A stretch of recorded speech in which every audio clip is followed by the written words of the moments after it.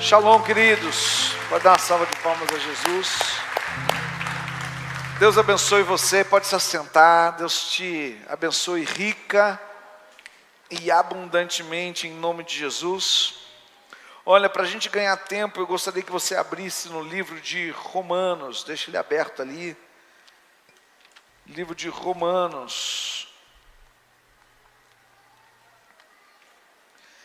Eu quero dar continuidade hoje a essa série que tem falado aos nossos corações, que tem ministrado no nosso coração de uma forma muito gostosa, trazendo algumas bases importantes para a nossa vida, alicerçados na rocha. Hoje o tema vai ser minha natureza humana alicerçada na rocha.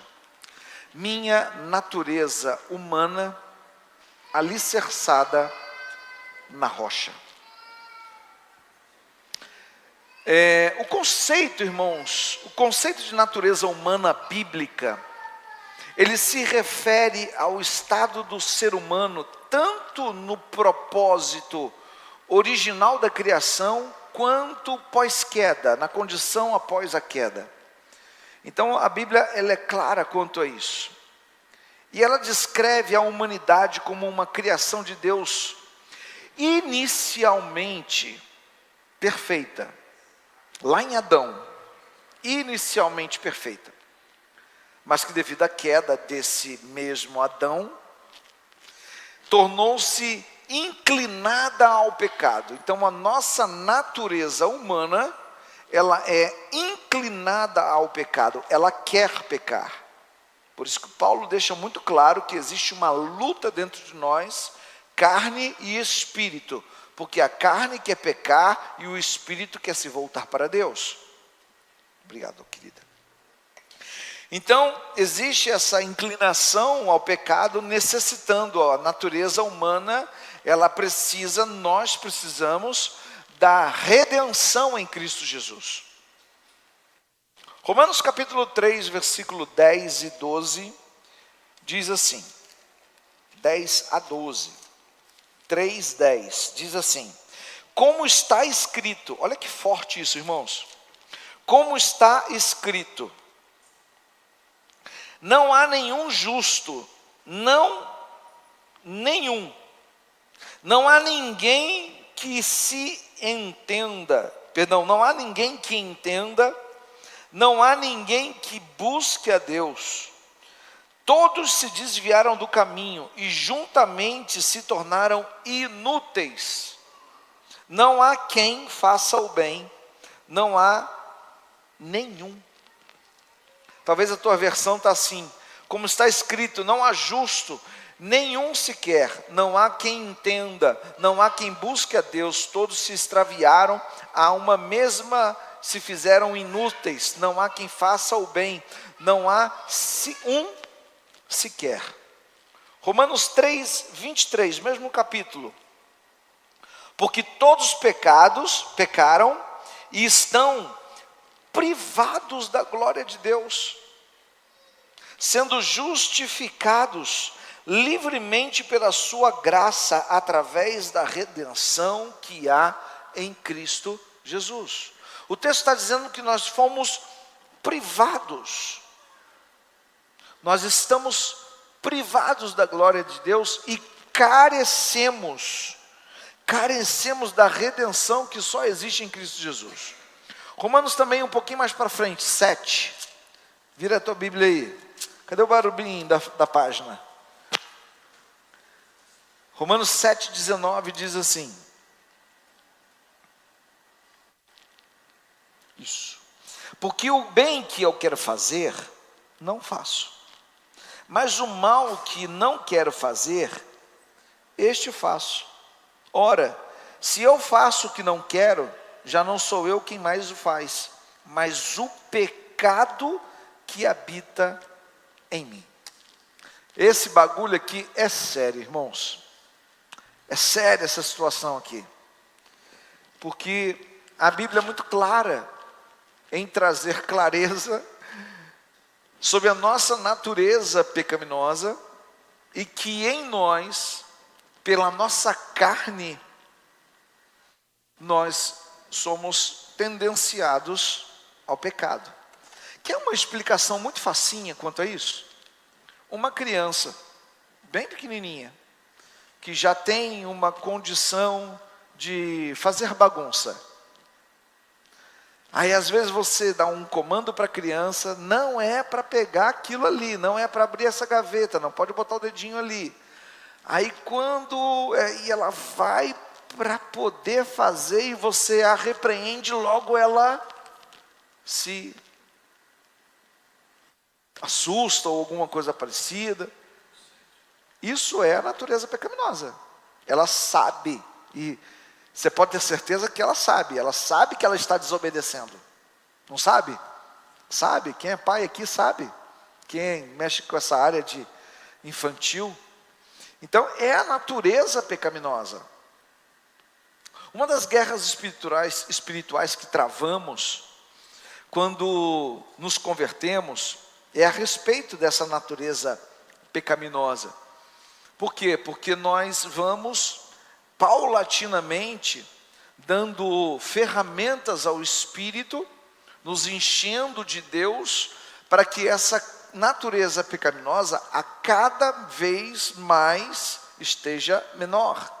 Enquanto mais o tempo passa, mais ela vai se rebaixando. Bom, pelo menos assim deveria ser na vida de cada um de nós. Por isso que nós precisamos orar, precisamos ler a Bíblia, precisamos jejuar para pisar na nossa natureza pecaminosa, que ela quer pecar. O grande problema é que o inimigo, ele é conhecedor das nossas fragilidades, das fragilidades humanas e da natureza humana também. E ele está ao nosso derredor, diz a palavra, esperando com que as nossas vulnerabilidades sejam expostas. Que as vulnerabilidades dessa natureza pecaminosa abram espaços, que a gente costuma chamar de brechas, para que ele venha contra nós. Porque é o único jeito dele vir contra nós. Porque ele pode estar ao derredor, mas o Senhor está ao redor. Mas quando nós damos brechas espirituais, ele tem a legalidade espiritual de acessar. Então, o que seria essa vulnerabilidade? É um estado de fragilidade, de delicadeza talvez, de insegurança, instabilidade, de destrutibilidade, que eu quero me autodestruir, ou de indefensibilidade. Ficamos vulneráveis na natureza pecaminosa. É claro que nós precisamos ser vulneráveis para Deus, a fim de receber do Pai aquilo que Ele realmente tem para nós. Todos nós temos um ponto de fragilidade, aonde o calo aperta, alguns falam que é o espinho da carne, mas são pontos de vulnerabilidade, de fragilidade na nossa vida. E muitas vezes nós vivemos anos, presta atenção, nós vivemos anos sem sequer dar atenção a esta área, achando que eis que tudo se fez novo, resolveu as vulnerabilidades da nossa alma. Só que não. Eu quero te dar uma triste notícia, nossa alma não se converte. Eis que tudo se fez novo no espírito, óbvio que sim, amém. Mas na alma, não. No corpo, não.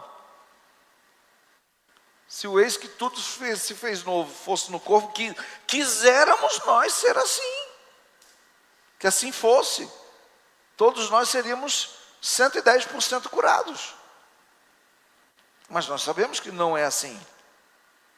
Então, nós vivemos anos sem dar uma atenção específica a esse ponto de fragilidade da nossa alma, e você sabe qual é. Só que a gente coloca um paninho quente, a gente cobre com um cobertor, a gente deixa, varre para debaixo do tapete, subestimando o poder sabotador que esta fragilidade tem. um poder sabotador. A nossa alma, ela nos sabota.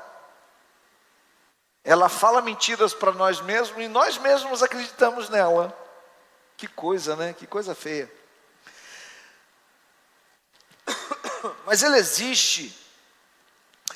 E o inimigo, ele espera pelo momento, ele que eu digo o inimigo, ele espera pelo momento onde uma circunstância, uma notícia, uma situação, um pecado, uma queda, uma crise, um acontecimento vai expor esta vulnerabilidade. Talvez você seja uma pessoa equilibrada, e tomara que seja mesmo em nome de Jesus, mas mediante aquela notícia que veio puxando o teu tapete, e de repente pela tua reação, você expõe uma vulnerabilidade, uma fragilidade da sua alma. Tem gente que fala assim, tá vendo, essa pessoa ela é assim. Não, ela não é assim. Só que ela tem uma fragilidade, e devido a esta fragilidade, ela reagiu daquela forma. Por exemplo, uma reação em ira, e acabou cometendo alguma besteira, ou falando uma besteira. Deuteronômio capítulo 28, versículo 7. Vamos caminhar na Bíblia? Deuteronômio, lá na frente. – 28, é o último livro do Pentateuco, o quinto livro da Bíblia. Deuteronômio 28, 7. Abriu aí?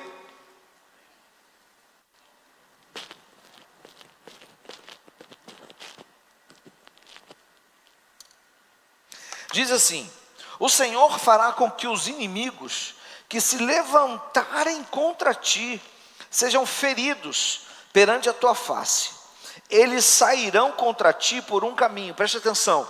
Eles sairão contra ti por um caminho e fugirão de ti por 7 caminhos. Contra ti por um caminho e sairão por 7 caminhos, fugirão da tua presença. Glória a Deus, né? Que o inimigo vem por um, mas ele tem 7 para sair. E geralmente esses caminhos são posicionamentos que nós tomamos.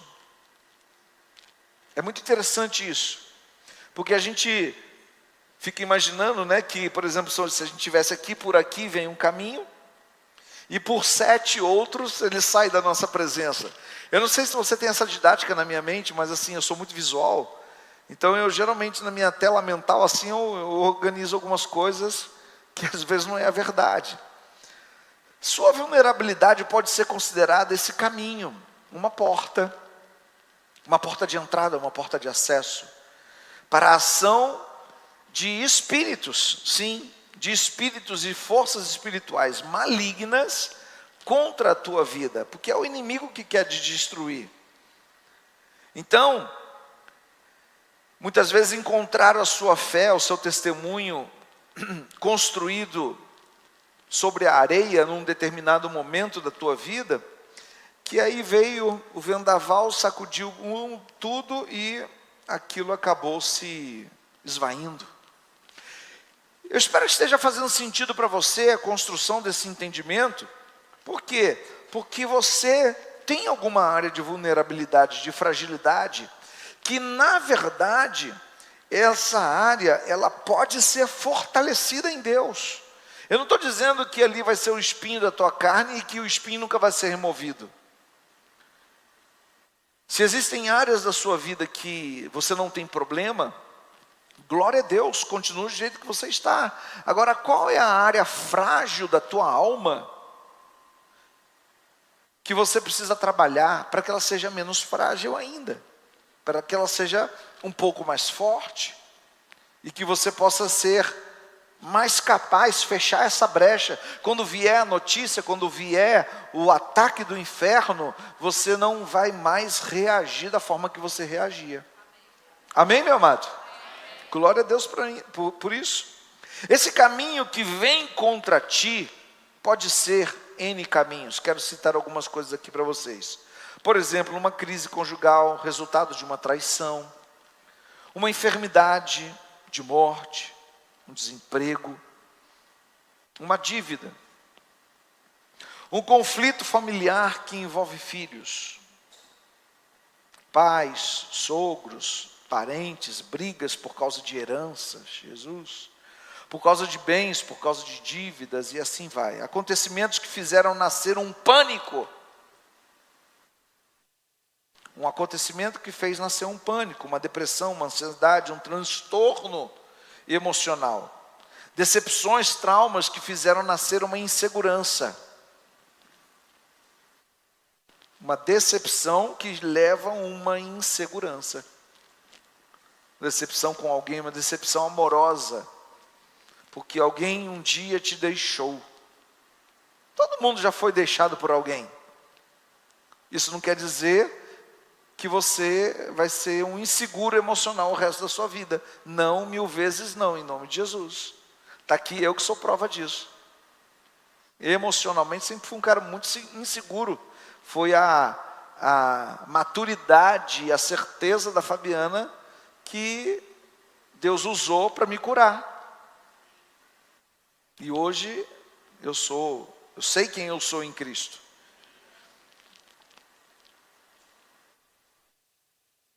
Incredulidade, ódio, são tantas. Eu estou assim, lançando aqui para poder ativar você, porque às vezes é algo que a sua alma tem sido vulnerável. Por um caminho, o inimigo percorre para influenciar em nós, talvez pensamentos, sentimentos, influenciar pecados. Entenda uma coisa, não é o inimigo que te faz pecar, ele te traz a proposta. Você sobe no palco e rebola se você quiser. Porque é muito fácil colocar a culpa no inimigo. É porque o diabo é que... Não é bem por aí não. Tá? Práticas que nos fazem perder a identidade de filhos. Mas a palavra de Deus diz que por 7 caminhos Ele fugirá da nossa presença. Deus é bom, né? Deus é muito bom. Deus, Ele não é vulnerável. Vulnerável somos nós. A quem o inimigo enfrenta? Ele enfrenta nós, ele não enfrenta Deus. Esses 7 caminhos passam por você, e você determina se esses inimigos vão fugir, ou se eles vão permanecer na sua presença. Porque o inimigo ele vem, mas é você que determina se ele vai permanecer ou não na sua presença.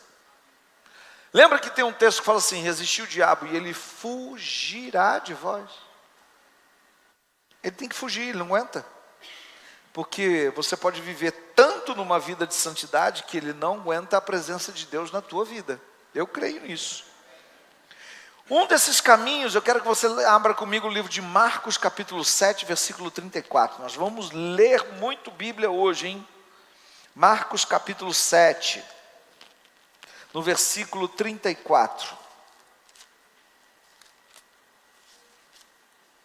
Abriu aí?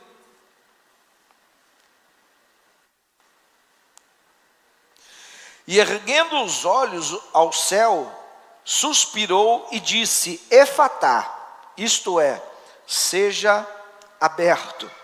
E imediatamente os seus ouvidos foram abertos, e a amarra de sua língua se soltou, e ele falava claramente. O primeiro caminho que o diabo sai da nossa presença é uma voz de comando. Uma voz de comando. Jesus deu uma voz de comando. Efatá, abre-te. Foi uma voz de comando. Uma palavra liberada com autoridade. Sabe quando você está em casa assim, e você bate na mesa e fala assim: basta. Amém, meu amado? Uma voz de comando de autoridade. Uma voz de comando baseada na palavra do Senhor. Então pare, querido, de ficar colecionando feridas do seu passado, situações, lembranças que te levam à dor, que te levam à perda, que te levam à desistência, que um dia você viveu há 300 anos atrás, que compromete a sua autoridade nos dias de hoje. Você pode, com a autoridade que o Espírito Santo que vive em você, dar uma voz de comando para que esta voz interior se cale. A voz de comando é uma linguagem que protege a sua alma. O inimigo, ele quer te silenciar, irmão. É muito bom para ele que você se cale. Mas é muito bom para você que você abra a sua boca e dê uma voz de comando ao Senhor. Ele quer te silenciar, Ele quer te emudecer, calar a sua boca no louvor, na oração, no testemunho. Porque quando o silêncio enche o seu coração, você enfraquece sua confissão. Não tem que a boca fala o que está cheio. Se o coração está cheio de silêncio, a boca vai falar o quê? O Senhor quer que você dê voz de comando. E a Bíblia a Bíblia tem N versículos que fala sobre a declaração. Eu quero lembrar a você que Deus fez tudo através da voz de comando. Que nós aceitamos a Jesus como Senhor e Salvador das nossas vidas, e recebemos a salvação através de uma voz de comando. Senhor, entra no meu coração, Senhor. Eu abro, eu declaro, eu confesso, eu admito, eu reconheço. Amém, meu amado? A voz de comando é algo poderosíssimo. E você vai dar a voz de comando em áreas da sua vida. Satanás, solta, basta, eu não tenho mais medo. Eu fecho essa brecha na autoridade do nome de Jesus. No nome de Jesus. Então hoje talvez você precisa ser aquela pessoa que vai dar voz de comando para alguma área da tua vida. Declarar a tristeza, abre a porta e vai-se embora em nome de Jesus. A depressão, a ansiedade. Tudo isso tem base bíblica na palavra para você respaldar a tua voz de comando contra o inimigo que quer assolar você. Então, meu amado, a voz de comando, uma voz de autoridade, obviamente baseada na Bíblia, para calar qualquer voz que não seja do Espírito Santo na tua vida, no nome de Jesus. Amém? Dê uma salva de palmas ao Senhor. O segundo caminho é a confiança plena. Salmo 56. Vamos abrir lá em Salmos 56.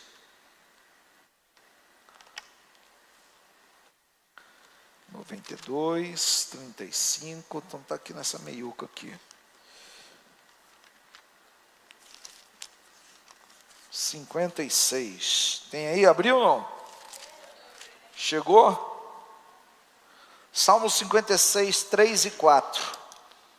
A qualquer tempo em que eu estiver com medo, confiarei em ti.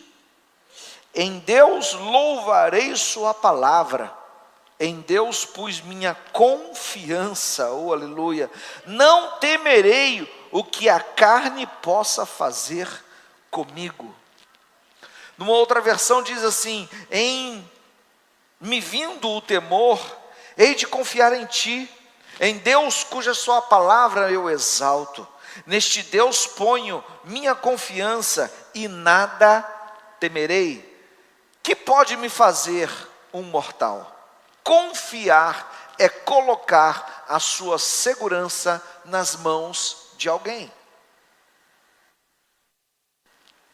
Você confia numa pessoa. Ah não, maldito o homem que confia no homem. Faz a exegese direito do texto para não falar besteira. O contexto ali era outro. Maldito o homem que confia no homem, quer dizer que maldito o homem que coloca sua confiança em outro homem que não seja no Senhor, que tem a capacidade de salvar. Você vai num médico que você confia ou que você não confia. Mas maldito o homem que confia no homem. Então você é maldito quando vai no médico? Não. Óbvio que não. Você confia no seu pastor? Óbvio. Se você não confiasse, você não estaria aqui. Mas o que está dizendo o texto, quer dizer que eu não temo ao homem, como diz Jeremias capítulo 8, salvo engano, que eu não temo ao homem, o que o homem queira me fazer. Por quê? Porque eu confio naquele que me protege. Então, confiança é depositar a segurança nas mãos de alguém. A confiança plena em Deus, na sua palavra, como verdade absoluta, faz com que toda incredulidade, medo, insegurança, dúvida, fujam da sua presença. A sua alma pode até lançar aquelas duvidazinhas: será que é mesmo, Senhor? Eu confio em Ti, eu confio na sua palavra.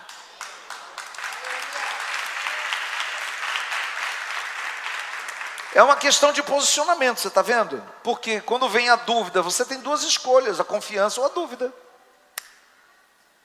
Não é verdade? Quando vem alguma notícia, eu sempre me lembro sobre educar crianças é um desafio, né, gente? Ainda mais nesse mundo de hoje. E eu me lembro que nós temos até aqui na igreja um grupo chamado Meu Filho Não. E a gente volta e meia posta algumas coisas ali, geralmente sobre as estratégias que o inimigo quer trazer sobre as nossas crianças, e nós temos que ficar de olho aberto mesmo. Mas sempre quando vinha alguma proposta para os nossos filhos, Fabiana vinha, eu falava com ela, no final a gente falava assim: mas eu confio na educação que eu dei para os meus filhos, porque a educação que eu dei para os meus filhos veio da palavra. E eu confio na palavra do Senhor. Que eu sou perfeito educador? Não, vacilei pra caramba, com certeza. Mas com certeza foi baseado nesse livro aqui. Então, isso é confiança. Quando eu desconfio, eu permito que a minha insegurança seja, que a minha segurança seja desestabilizada. E o inimigo usa dessa desconfiança para me fazer cair. Sabe quando vem um secretário de Satã? Digamos que você confie muito numa pessoa, e vem alguém trazendo uma notícia sobre esta pessoa, que você fala assim: não, essa pessoa não, de forma alguma, essa pessoa não faria isso. Eu conheço essa pessoa, e assim vai. Mas se por um momento você deixa, será? Aí já começa a entrar ali, você já começa a procurar cabelo, como é que é? Aonde? No ovo, Que acho que é mais fácil achar cabelo no ovo do que na cabeça do Valério, não sei. Estou chegando lá, Valério. Meu Deus, misericórdia. Então, você já começa, meu amado, a mentira, a insegurança, ela vai disso aí. E existem pessoas que são especialistas em plantar insegurança. Ela ama que você esteja insegura. Existem pessoas que baseiam o seu relacionamento interpessoal na insegurança. Será que ela está me traindo? Aí a pessoa deixa entender que teve um negócio, ou alguém que ligou. Que relacionamento é esse? Não é? Baseado, aí você não tem uma namorada, você tem um xerife, né? Você não tem um namorado, você tem ali um capataz de fazenda.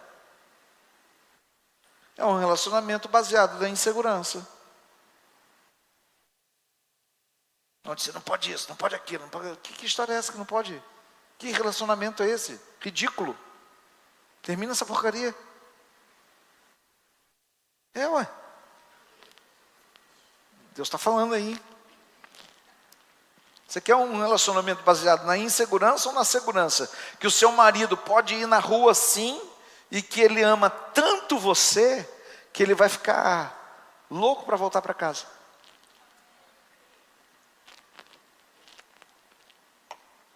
Você precisa ser essa pessoa, que quando o seu cônjuge sai de casa, que você faça algo com ele, que ele queira muito voltar para você.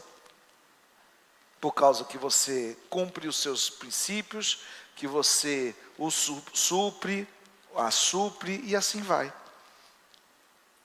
Será que ele está com alguém? Será que ela viu o ex? Palhaçada. Larga disso, muda essa cabeça aí, em nome de Jesus. Então, quando eu desconfio, eu permito com que a segurança seja desestabilizada, e o inimigo usa dessa desconfiança para me fazer cair. A confiança sustenta a minha fé, porque eu confio em Deus. Eu confio no meu Salvador. Eu sei quem Ele é, e Ele não vacila. Amém, meu amado? Isso é confiar em Deus. É saber que os meus pés estão sim firmados na rocha, e essa rocha não tem lodo para eu escorregar. Terceiro ponto, coragem. Você é corajoso? Josué capítulo 1, versículo 9. Vamos lá atrás de novo. Depois de Juízes aí, ó. Depois de Juízes, olha que viajei. Antes, Josué 1.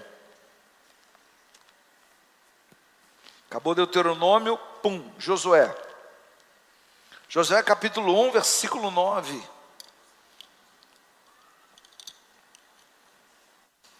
Não tenho eu te ordenado? Sê forte e de boa coragem. Não temas, tampouco fiques desanimado, pois o Senhor, teu Deus, é contigo, por onde quer que fores. Coragem. Coragem é ter vitória e domínio sobre tudo aquilo que tenta resistir você. O que pode resistir alguém em avançar na direção dos seus sonhos e de suas realizações? Timidez, covardia, medo, crenças limitantes, complexos, conceitos pré-estabelecidos. O que você pensa a respeito, ou o que os outros pensam e dizem a seu respeito. Meu amado, nada disso pode limitar você mais. Uma pré-ocupação, o nome já fala, já ocupa a tua cabeça previamente. E como isso sabota o nosso dia? Estou preocupado, e a gente declara isso, olha o poder da palavra. Eu estou preocupado com você, eu estou preocupado com a situação. Você não acha que Deus pode te ajudar, não? Você acha que Deus não está vendo a tua vida, já não conhece o seu amanhã? Estou preocupado, estou ansioso. A palavra ansioso virou até, a pessoa fala assim, ao invés de falar assim, eu estou na expectativa de estar contigo, a pessoa fala assim, eu estou ansioso para estar com você. Já falou isso? Já, né, bobo? Coragem é uma virtude que te capacita para o enfrentamento. É uma situação, fisiologicamente falando, nós temos aquela situação de fuga ou luta, né? E isso é fisiológico. A coragem é uma situação de luta, que você vai em frente. Eu não sei se estou certo. Eu vi uma vez um artigo que dizia que um leão, quando olha um ser humano, ele tem mais medo do ser humano do que o ser humano dele. Porém, a coragem dele também é maior do que do ser humano de rosnar assim para ele, assim, ó. A coragem é maior. E por isso ele ataca. Loucura isso. Então o medo paralisa, a coragem te impulsiona para te fazer avançar. Às vezes o que você precisa para resolver algumas coisas na sua vida é um pouco mais de coragem. Vai! Como diz o apóstolo Joel, está com medo? Vai com medo mesmo.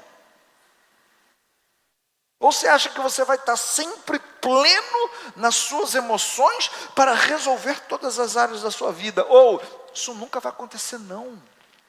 Isso aí é coisa de Hollywood, de varinha Hogwarts lá, aquele negócio lá.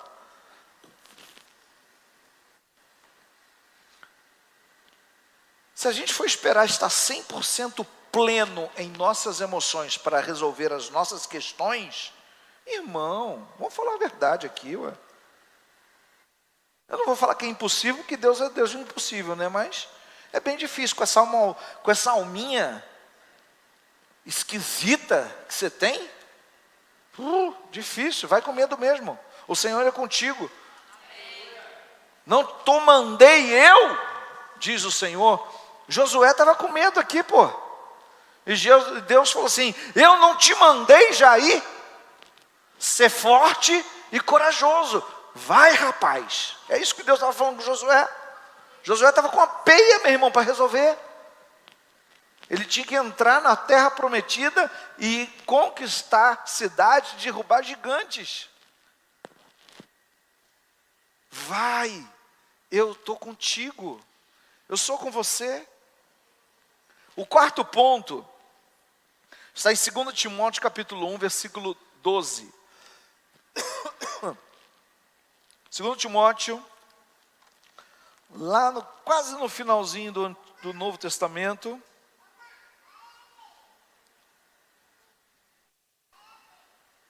1:12. Achou aí?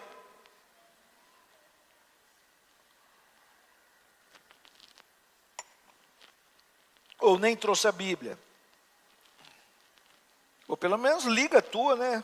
Eu não vou olhar não, estou olhando para baixo, ó. 2 Timóteo 1:12 diz assim: eu dou graça a Jesus Cristo, nosso Senhor, que me capacitou porque me considerou fiel, pondo-me no ministério. Tem uma outra versão que diz assim, opa, eu estava lá em 1 Timóteo, e você nem me corrigiu, né? Sabe por quê? Porque você não abriu a Bíblia. 2 Timóteo 1:12.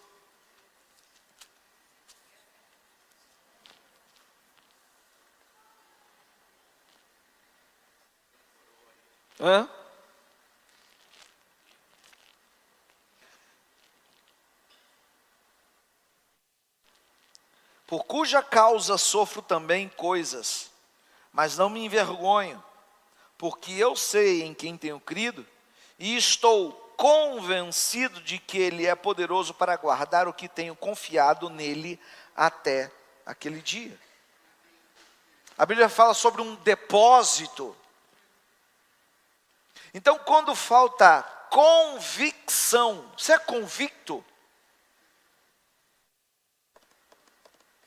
Quando falta convicção, ficamos sujeitos a condições. O que eu estou vivendo determina a minha fé, minha fidelidade, minha linguagem, enfim, me movimento pelo que vejo e não pelo que creio. Isso é falta de convicção. Se eu sou convicto naquilo que Deus é, daquele que me chamou, do meu chamado, meu amado, pode ter tempos de intempéries, de tempestades, mas eu sei, eu quem tenho crido, e que Ele é poderoso para fazer infinitamente mais. Então você precisa ser convicto. Deus te chamou, Deus tem um propósito na tua vida? Tem. Você precisa ter convicção nisso. Eu sei que eu tenho, em quem eu tenho crido, e que Deus pode fazer infinitamente mais. Convicção é o que eu creio apesar de. Convicção é o que eu creio mesmo que. Convicção é o creio ainda que. Ainda que a figueira não floresça e não haja frutos na videira, que o fruto da oliveira minta, ainda que. Mesmo que. O quinto ponto, posicionamento espiritual. Posicionamento espiritual. O inimigo ele quer te confundir na sua identidade. Deixa eu perguntar uma coisa para você. Você sabe quem você é?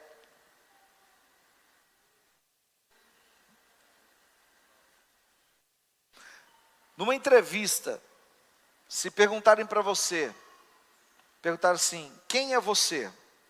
O que você vai dizer? Ah, não, é porque eu sou dentista. Eu era, não sou mais. Não, porque eu sou professor. Eu era, também não sou mais hoje. Entenda uma coisa, você não é os personagens que você vive. Você é médico hoje, você é advogado hoje, você é professor hoje. A não ser que você queira ficar gagazinho ainda, clinicando, dando aula. Porque você temporariamente tem exercido este papel. E parabéns por ele. Porque nele o Senhor te prospera, te abençoa e usa para abençoar outras pessoas. Parabéns por isso. Mas você não é isso. Você não é o teu título, o teu pedigree na frente do teu nome. Doutor, fulano, ciclano, beltrano, divindade, sei lá o que você é. Mas você precisa saber quem você é em Cristo Jesus. Então, a tua identidade, sobre a sua missão, sobre o seu chamado, sobre os seus dons, sobre a autoridade que o Senhor já te deu, sobre os direitos como filho de Deus. O inimigo, ele quando quer te aprisionar, ele vai ali na baixa autoestima, no vitimismo, na autocomiseração. Para quê? Para roubar os pensamentos corretos que você tem a respeito de si próprio. Te anular no mundo espiritual. Com isso, você não tem convicção, você não tem voz de comando, você não tem nada disso. Então, posicionamento é o resultado de uma identidade resgatada em Deus. Porque lá no original, Deus te fez para um propósito, ali está o original. E qualquer coisa fora deste propósito, foram desvios. E muitas vezes, alguém, ou melhor, o inimigo, ele quer que nós pensemos que somos esses desvios. Não, você não é nem o pecado que você comete. Você não é o teu pecado. Você não é o que te aconteceu. Você é filho do Deus Altíssimo. Eu tenho uma identidade de Cristo. Fala comigo assim, eu tenho a identidade de Cristo. Entenda isso, creia nisso e viva nisso em nome de Jesus. Sexto, penúltimo caminho, um coração ensinável. Isso aqui é muito importante. Salmo 51, 10. Vamos lá, na Bíblia? 51, 10.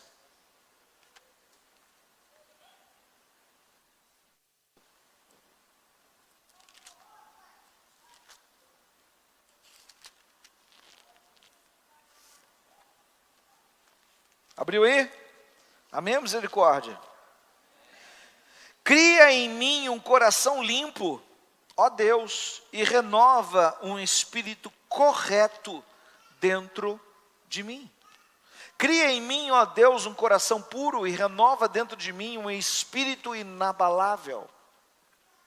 Um coração endurecido, insubmisso, resistente ao ensino, ao conselho e à correção, é um lugar perfeito para a atuação de demônios viverem e criarem raízes. Eu sei que ficou forte, mas é verdade. Um coração que ninguém acessa, insubmisso, empedrado,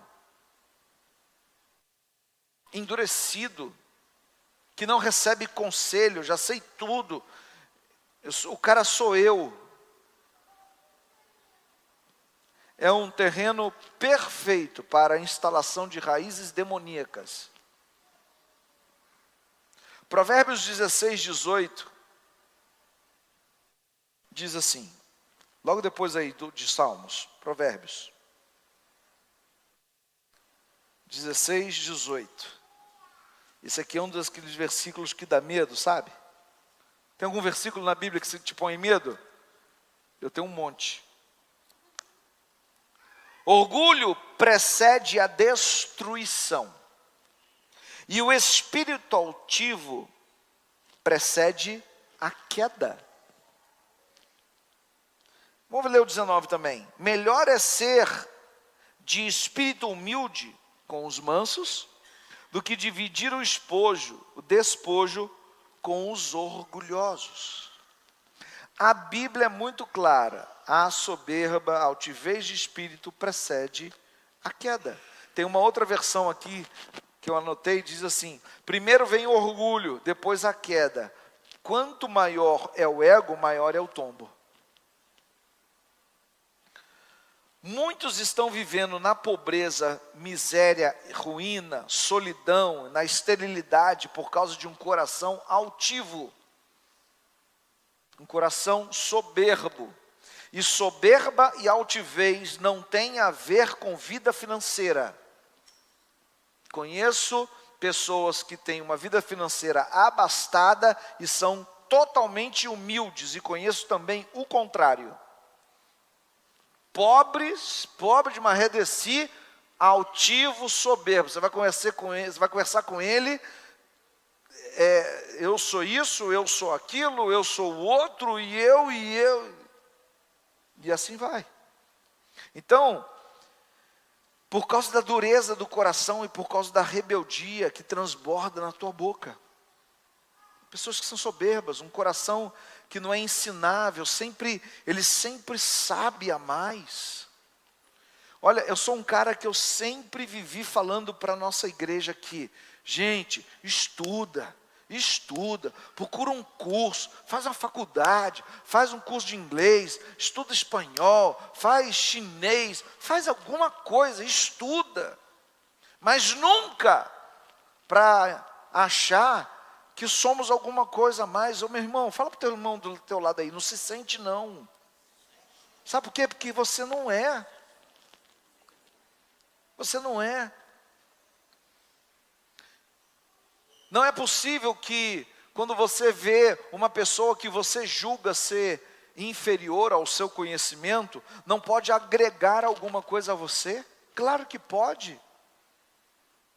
Dentro do ministério, isso é um problema para quem é mestre, né amor? Fabiana é mestre, só que ela é curada, graças a Deus.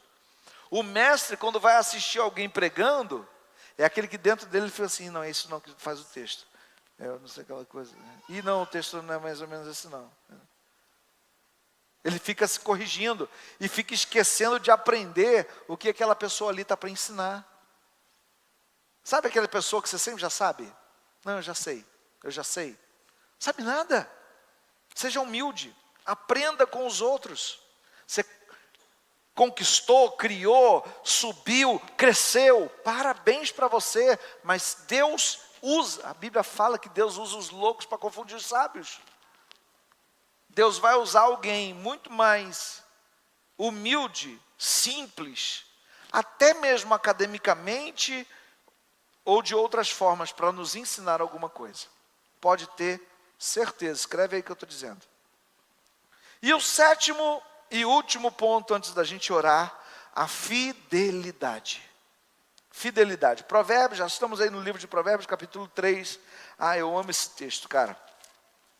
Provérbios 3, de 1 a 3. Eu gosto desse texto porque ele já parece um conselho de pai, né?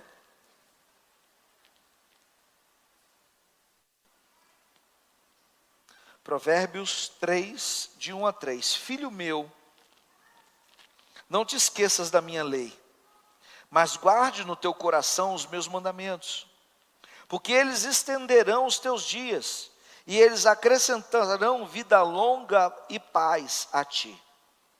Que a misericórdia e a verdade não te abandonem, ata ao seu pescoço, escreve-as na tábua do teu coração, assim acharás favor e o bom entendimento à vista de Deus e dos homens. Fidelidade. Fidelidade. Fiel às coisas que Deus nos ensina. A fidelidade que encerra toda a legalidade e todo argumento do inimigo contra a tua vida, que o mantém fora do arraial. A fidelidade torna as suas conquistas legítimas. É o nada consta, que legal isso aqui, é o nada consta de Deus quando o inimigo levanta acusações contra a sua vida. É nada consta. Você não deve nada. Então deixa falar, porque vão falar mesmo, né? As pessoas falam do que sabe, do que não sabe. Então, tem até o famoso ditado que quem não deve, não teme. É uma grande verdade. Ser fiel às coisas de Deus.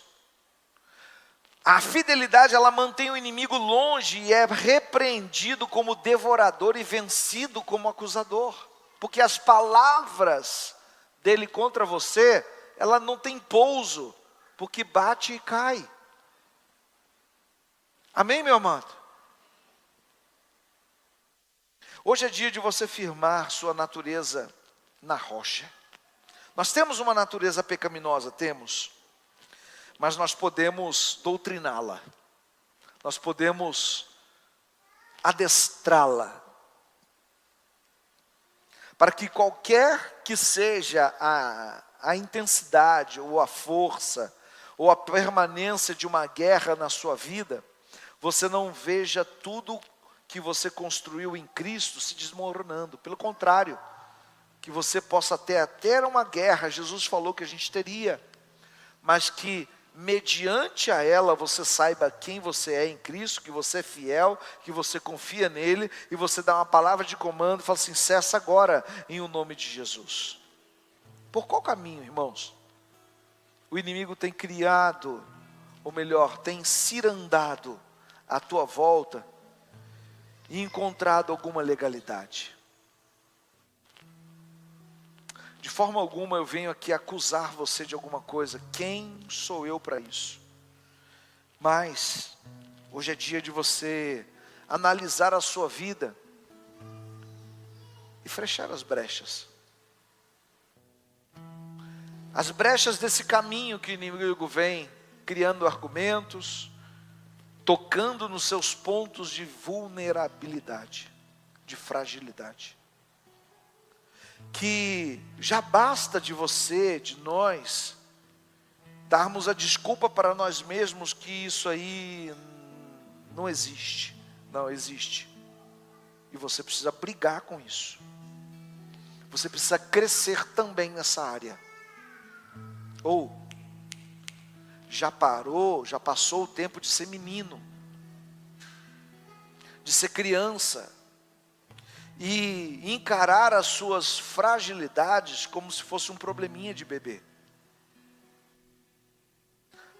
Nós vamos crescendo, e se não formos resolvidos, nossas fragilidades também vão crescendo. Mas por 7 caminhos o inimigo sai da tua presença. E eu tenho certeza que você vai alcançar em Deus o fortalecimento da tua vida nele. Convicto de quem você é em Cristo Jesus e que pode vencer aquilo que tem derrotado você. Amém? Coloque-se de pé em nome de Jesus. Vamos orar.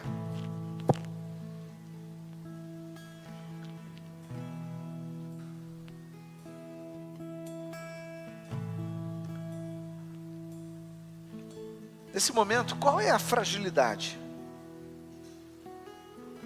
da tua alma? Qual é o caminho que o inimigo tem acessado você? Qual é o nome dessa brecha? Qual é o nome dessa lacuna aí na tua muralha? No teu escudo protetor? Qual é o nome dele? É contra essa fragilidade que você precisa se posicionar. É contra essa brecha que você precisa dar uma voz de comando. Que você precisa aplicar a confiança plena no Senhor. Que você precisa ter coragem para tomar decisões. Baseado nas convicções, junto com o seu posicionamento. Sempre tendo um coração sensível, ensinável e, acima de tudo, fiel a Deus. Senhor Deus, nós queremos colocar diante de Ti as nossas debilidades. Senhor, nós admitimos que existem áreas que nós somos débeis. Nós não somos ruins não, Senhor, nós somos débeis.